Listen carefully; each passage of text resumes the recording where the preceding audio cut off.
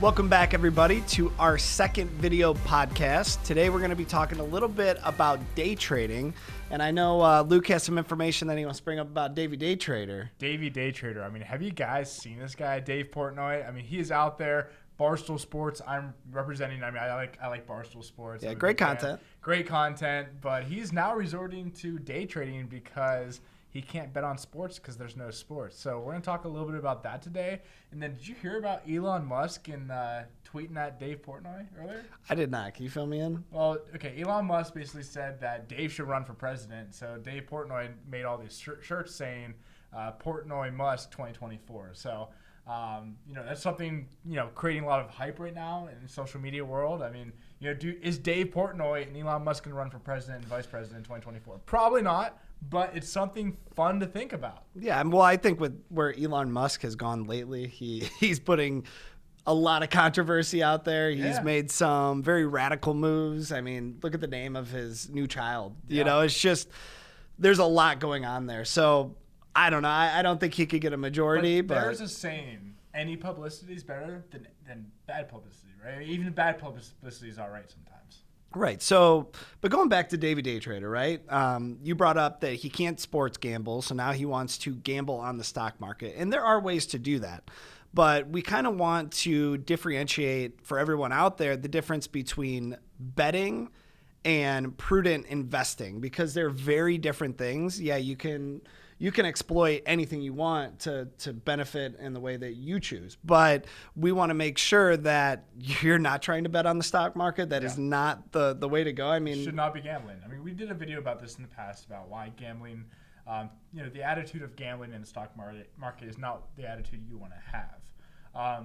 But then again, if you take an example like Portnoy, for example, he is thinking of it as gambling. So his goal is just to try to get the maximum amount of gain in the quickest amount of time. But to do that, you're taking on a huge amount of risk to do that, because that's what gambling is, right?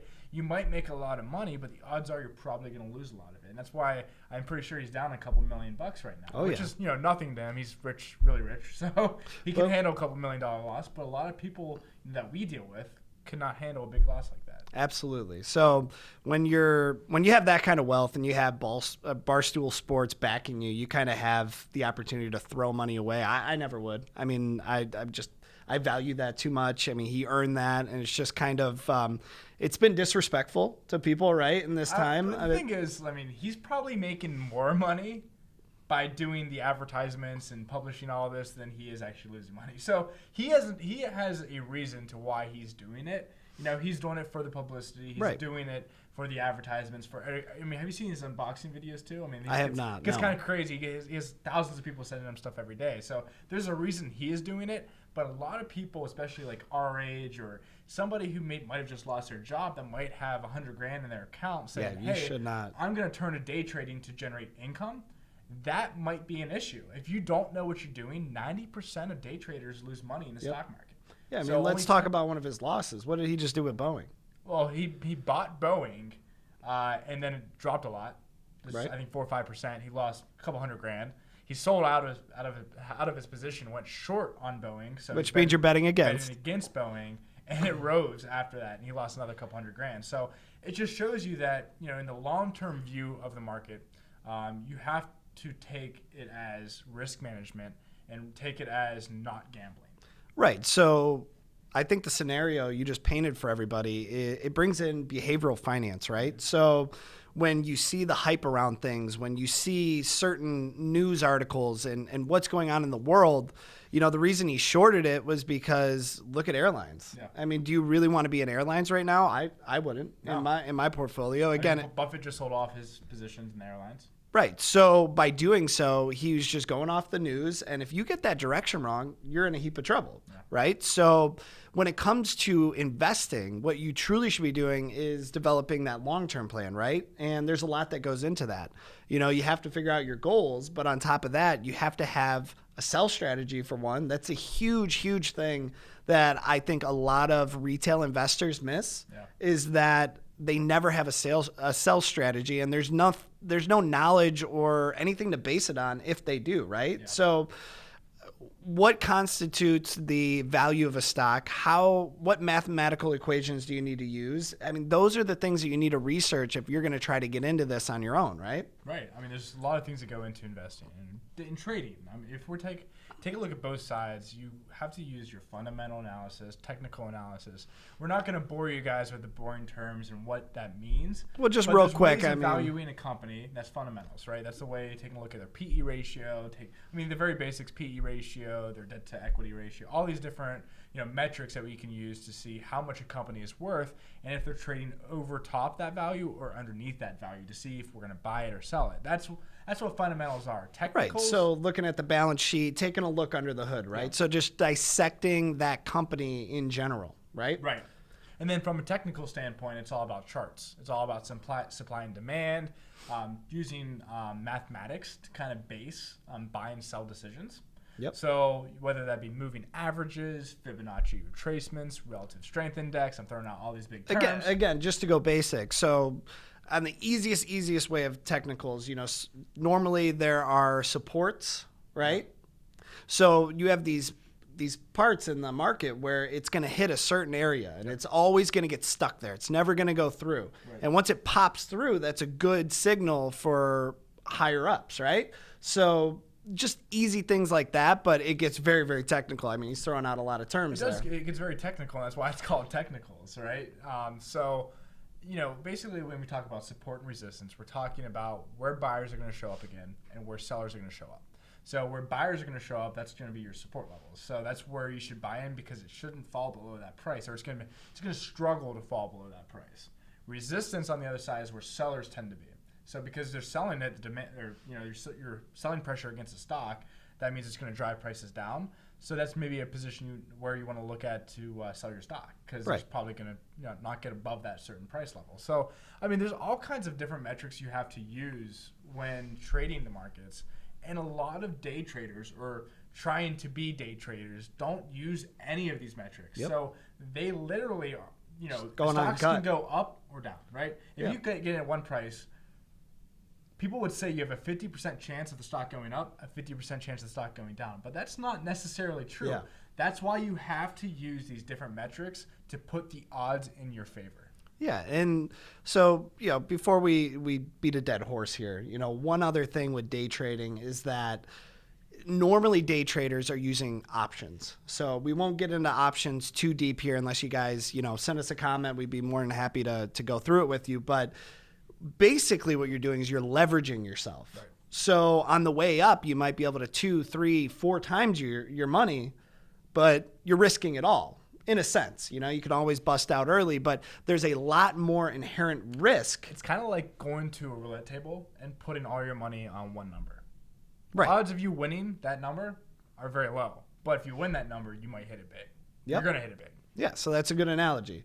So when you're dealing with options, if you don't know what you're doing, you're not a professional, and you aren't looking at the amount of money you're putting in each position and trying to kind of mitigate your risk. So let's say your portfolio, you don't want to bust out of your portfolio, but you think the market's going to go down. You may be able to use options to kind of, even that out, right? Hedge. You can use options to hedge. So if you have a long position on a stock, for example, and that means you're hoping that it goes up, then you can buy puts, which is betting against saying you have the right to sell that stock at a certain price.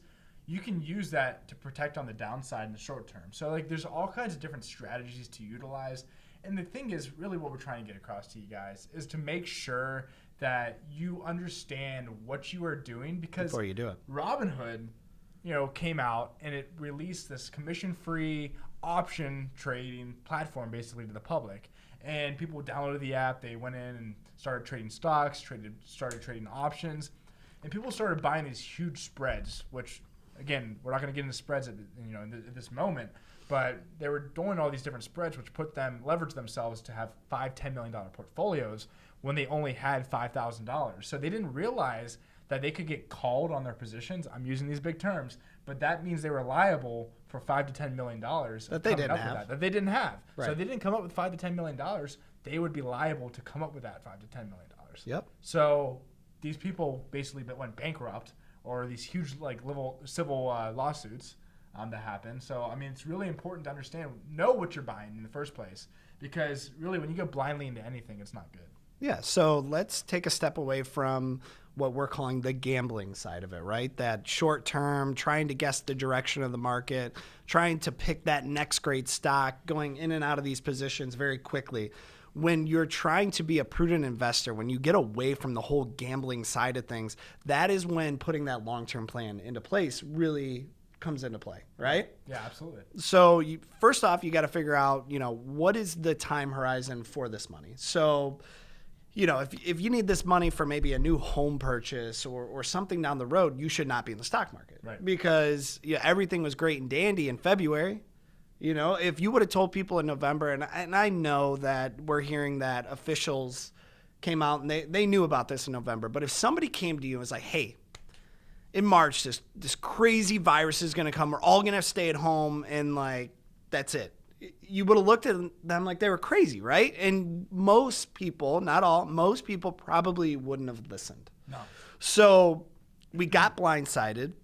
You saw a 35% drop, like a flame going up. It was just you're watching your money burn.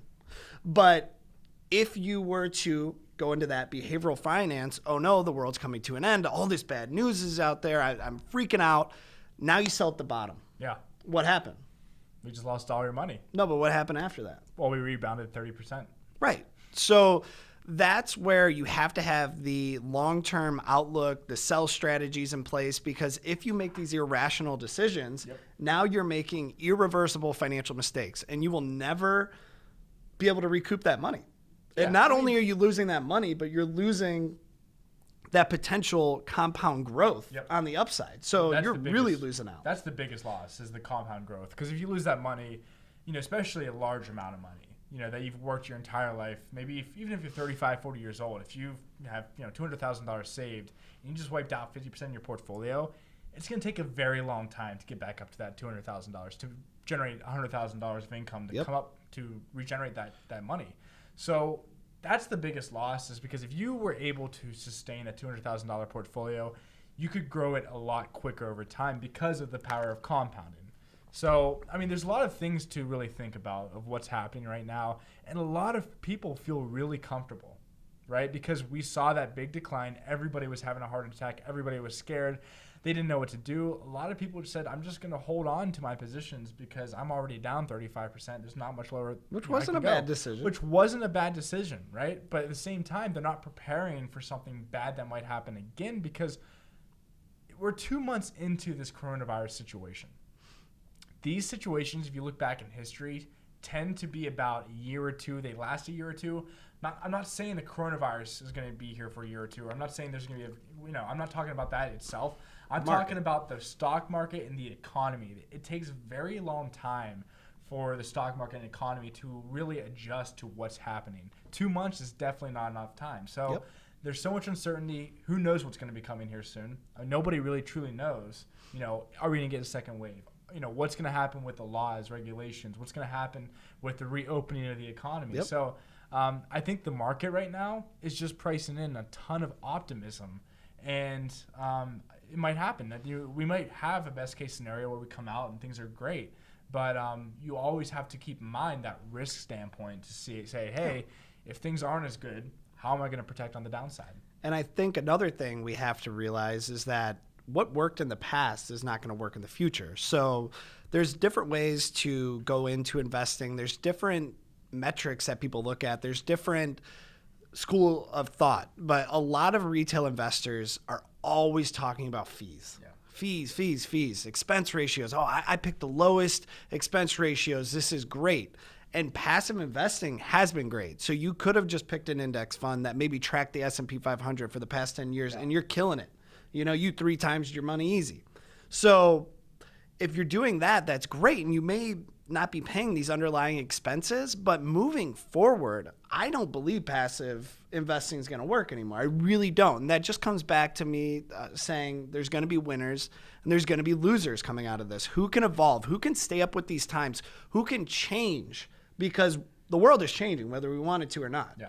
So what companies are going to be able to do that at a very quick fashion and then keep up and then innovate from there, right? Right. Well, what you're talking about is the do-it-yourself like investor. You know, somebody who has those passive funds, those retirement funds. You know, if you're retiring in 2040, you have a 2040 retirement fund. So you've done great if you've done that strategy. You've done great over the past 10 years. Congratulations, really, truly, like you've done great.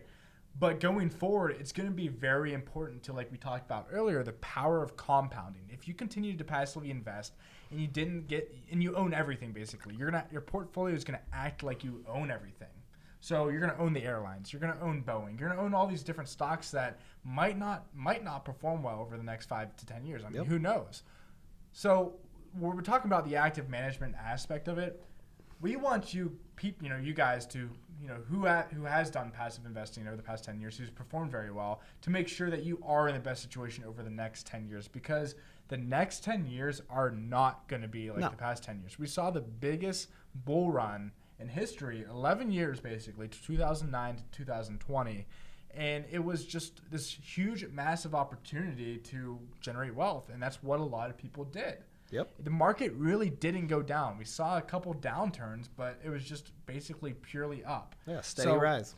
The thing is, we really haven't seen a true bear market. We call this downturn 35% cut a bear market. Yep, 20% from the highs. 3 weeks. It lasted 4 weeks. That's not really a bear market. That's not how these things work. A true bear market is long, it's painful, and it's slow. You know what I mean? It's not fast. A correction is fast. I know we can call it a bear market, but really, it was a big, very, very big correction, because we're back to where we were.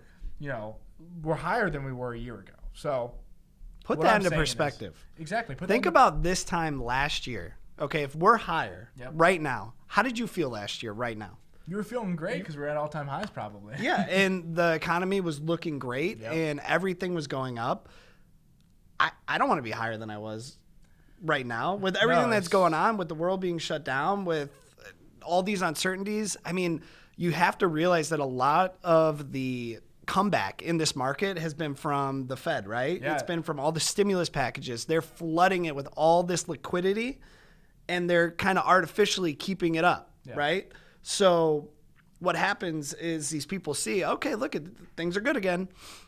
Their fear of missing out. They're jumping back in. Look, every day I wait, it goes up. So they're just putting it back in. So everybody's going in. Now it's going up more and more and more and more. When does that rug get pulled? Yeah. And you have to be ready for these situations. And it becomes more important when you are transitioning from an accumulation phase to a distribution phase. That's when it really, really makes the most difference, because now it's a light switch. All right. We don't have time. We're not earning. We're not putting money into this. We don't have time to wait. Now we need to actually take money out and create ourselves a paycheck. Right. Right. So when these 35% drops happen overnight, exaggerating, but you know what I mean? Yeah. You still have to sell. You still need a paycheck. Yeah. You still have to pay your bills. So now you are forced to sell low. Forced to sell low. For our clients, we were looking at the fixed income portions of their portfolios that maybe weren't beat up as much if they needed income. In the very, very extreme measures, it may even have made more sense for you to take out a HELOC, pay your expenses at maybe 3%. Interest rates are so low, right? So why not? And then when your portfolio rebounds, take it out and then pay that back. There are different strategies if you're thinking outside of the box that you can be implementing, but it's so important that when you get to retirement that you got to switch that mind frame, right? Yeah, because absolutely. You've been accumulating your whole life. Psychologically, it's hard for people to take money out of their 401k. Yeah. They've seen it go up their whole life, and they're like, now it's turned off. Yeah. I got to pull money out. Psychologically, that's hard. It comes down to emotional attachment. Like you said, psychologically, they're attached to that money, and I mean that's a good. It's a good thing to care about the growth of your portfolio. But when it comes down to retirement, it's more about protection, right? But at the same time, it's also about income. Like it's that income component. So you're not maybe in as many growth stocks or momentum stocks. You're more worried about the value that's going to be added through the income component of your portfolio. So there's a lot of things to keep in mind. Well, why don't you hit on dividends for a second? So dividends are really important to a portfolio in regards to the growth, but not only the growth, the standard deviation, and the volatility. Because if you were to get dividends on your portfolio, you have a certain amount of income you're generating per month or per quarter, whatever it be, then let's say the stock market dropped, like we saw, 35%. Well, you wouldn't have to sell the stocks to generate money, right? You could be continuing to get your dividends as payments that you can accumulate money off of, and you wouldn't have to sell low. So that's one component that allows you to reduce that standard deviation, that volatility. But it also, I think when you're talking about S&P returns annually, the dividends account for 2 to 3% of gains on the S&P annually. So, but what is one thing that, the people that are watching this, the people that are investing, what should they be looking out for right now with dividends? Because there's some high. The biggest thing you should watch out there for right now is the high-paying dividend stocks. Because the thing is, a lot of these dividend payers, people go into the market and look at these big dividend stocks that are paying 7, 8, 9%. They're like, wow, I can get 8% a year by buying this stock if I just own it and it's going to pay me that 8%. But there's a reason why these stocks are trading at an 8% dividend yield. There's typically underlying fundamental issues, like we were talking about earlier in the show, of why that stock has sold off so much to increase that dividend yield. Now, dividend yield and stock price go hand in hand. They go inversely with each other. Negative correlation. Negative correlation. So as the stock prices rise, then the yield will actually decrease. So if, vice versa, if the stock goes down, then the yield will increase. So keeping easy that way to think about it, right? Let's say you have $100 stock and you have just easy numbers. You have a 10% dividend. So now it's paying $10. What if that stock gets cut in half? Now you're at 50, 10%. Now you're paying 5. Yeah. So now they have to up that dividend up to 20 to get the same amount of math. So 50 goes to 100. Right. Yeah. So you have to realize that if that dividend is up, 6, 7, 8%, it's most likely because the appreciation in that stock has just been wiped out and now it's decreased. Yeah. So that being said, a lot of these dividends are paying these high rates. The underlying fundamental issues they can be company specific, but in general broad terms, they're probably going to get rid of the dividend soon because they probably can't afford to continue to pay that kind of yield or that kind of payment, because I think a lot of investors in that stock have sold it off because they think that's going to come. That's why it's yielding so much. So the dividend might entirely get cut. The company might go bankrupt. I mean, here's an example. Would you rather own airline stocks right now or Amazon? Amazon doesn't pay a dividend. Let's use Apple, for example. Apple pays a small dividend.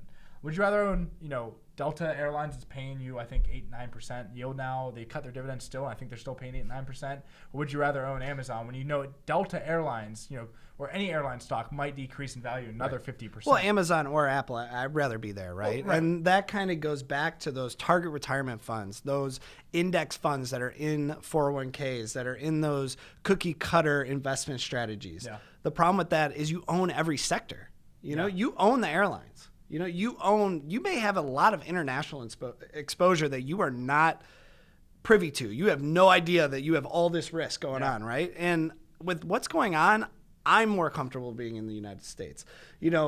Having international exposure and having, maybe even a little Eurozone and things like that are always good, small percentages of portfolio, because there's a lot of reward there. So there's kind of that, that risk reward type relationship. So the more risk you take on, you should be getting more reward. And if that's the efficient frontier model. Right. And if it's not the case, you get out, right? You bust out of it.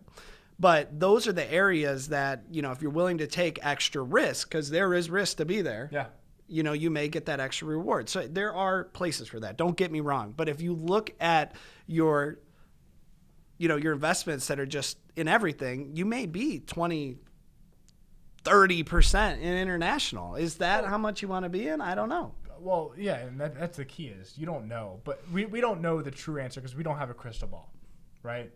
It'd be nice if we had a crystal ball. We probably wouldn't have jobs, but that's okay. I'd probably go buy a lottery ticket, would be a billionaire and live on my little island. But, because Lukey day trader. Lukey day trader, exactly. I'll teach Davey day trader a few things. If you ever need help, Dave, just let me know. But no, I think it's, the future is going to be interesting to see what comes out of this. And you have to be prepared. And that's why you do have to own different correlated asset classes. Why you have to have maybe some international exposure. Why you have to have, some dividend paying stocks, maybe some growth stocks like Amazon, maybe some commodities Netflix that might come out of this pretty strong. Commodities like gold makes sense, 3 to 5%. Honestly, here's the thing, guys. If you're younger, look at Bitcoin as a little hold. I mean, I'm just saying Bitcoin could be something to hold that's a different asset class. You know, It was really correlated to the S&P for a very long time. A lot of people said, hey, Bitcoin is, not going to be correlated with the S&P, but it was over the past couple of years. And a lot of those people got really frustrated because when the stock market went up, Bitcoin went up. When the stock market went down, Bitcoin went down. But let me tell you, over the past month, it's kind of been opposite.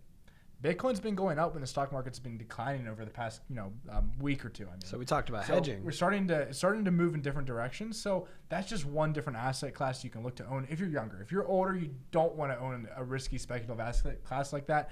Gold would make a lot more sense. But if you are able to take on more risk, and you want to own maybe different asset classes, Bitcoin might be a good way. I personally own Bitcoin and some cryptocurrencies just as a way for if it ends up being big in the future. I mean, it's already gone big. People have made a lot of money on it. Yep. But I do own it in my own personal portfolio. So I think it's going to be important to diversify, but not just diversify and hold everything, to really understand what you own over the next 2 years. Right. And we've brought up a lot of different categories, different areas when it comes to investing.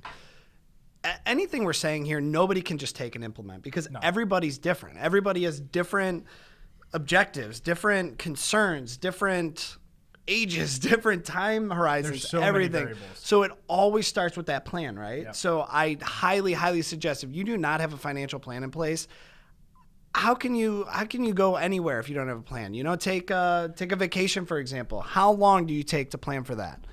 I bet you it's longer than you've planned for your retirement in most cases. Well, let's take another quick thing. Let's end it on this. Think about it this way. Anything that you do in life, Joe, the first time you've done it, has it been very good? The first time you did it? No. You're normally going to fall on your face, but you got to get up, right? Exactly. But for those people out there that aren't financial planners, probably most of you guys, you probably haven't planned a retirement before. So the first, retirement that you're planning is going to be yourself. And if you haven't planned anybody else's and it is your first time, you're probably not going to do it to the best of your ability because it's just not possible. The first time you do anything, it's not to the best of your ability. So that's why it's important to really understand, everything about your situation, or understand, what the future is going to hold, all the different variables. But not only that, but really, if you mess up your retirement, there's no going back, right? So that's why it's so important to make sure that you do have the right people around you that can lead you in the right direction. Yep, absolutely. So, a lot of great content today. So what we suggest, don't gamble out there unless you have money that you could throw out the window and you'd be okay with. If you're throwing it out the window, just give it to me. Yeah, we'll gamble for you. But get a long-term plan, put it in place, and that is going to be the key to success. As long as you're trying, if you sit there and you don't do anything at all, we call that paralysis by analysis. It is better to take those chances, fail, and then kind of remaneuver that ship and go a different direction. You're going to find yourself in a better situation for success. So go out there, give it a shot. If you have questions, if you want to know about any of these topics we talked today, just leave us a comment below. We'd be happy to reach out to you. If there's another topic you want us to talk about, please let us know. That just makes it more fun, more engaging, and we enjoy that with everybody. But we just hope you're having a great weekend now. Finally things are opening, so be careful out there. Be careful. The outdoor patios are opening up. I know here in Ohio. Next week, restaurants actually fully open up. Yep. I think gyms open up May 26th. So it'll be interesting. We can start to pump that iron again. But one last thing, going off of asking us any questions, topics for the future. We do want to have guests on here, so we're going to actually start that up probably here in a week or two. Get guests on this podcast to make sure that we do get more, engaging content, different perspectives. Yep. So if you would like to be join us here on this podcast, just let us know and we'll get you in here and we'll have a good time. Sounds good. You guys enjoy your weekend.